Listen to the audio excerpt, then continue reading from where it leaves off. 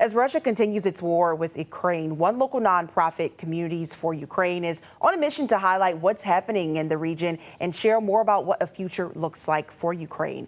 Joining me now is some of the folks leading that advocacy work, Mr. Arnie Fielko and Darina Lesniak. Thank y'all so much for joining us this morning. Such an important advocacy and work that you all are doing, because I think we have so many things in the headlines that sometimes it's pretty easy to forget what's happening when it feels so far away. But for you all, it's very personal.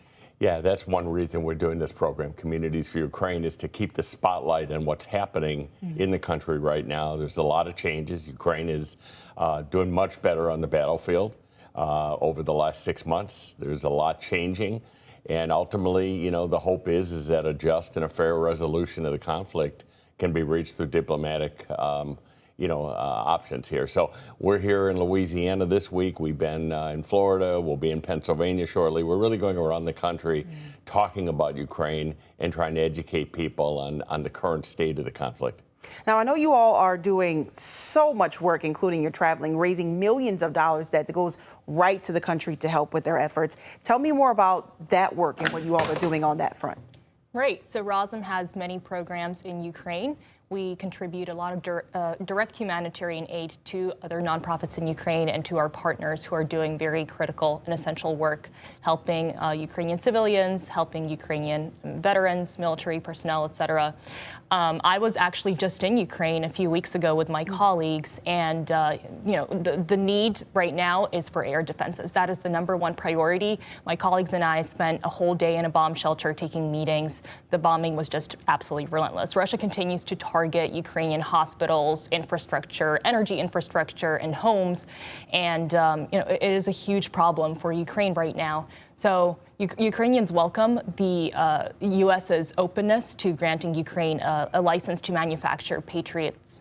But up until that happens, up until that is set up, Ukraine urgently needs air defense systems now.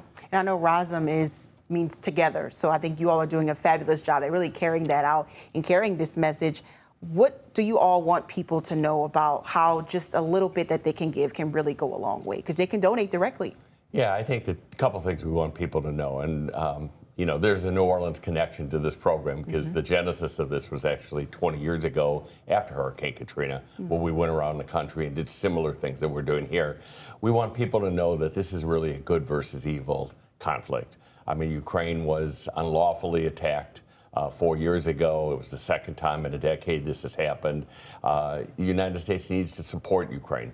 So that's the first thing. And the second thing is there's real opportunities, as we've gone around the city of New Orleans the last couple of days, real economic development opportunities involving the rebuilding of Ukraine, involving drone technology.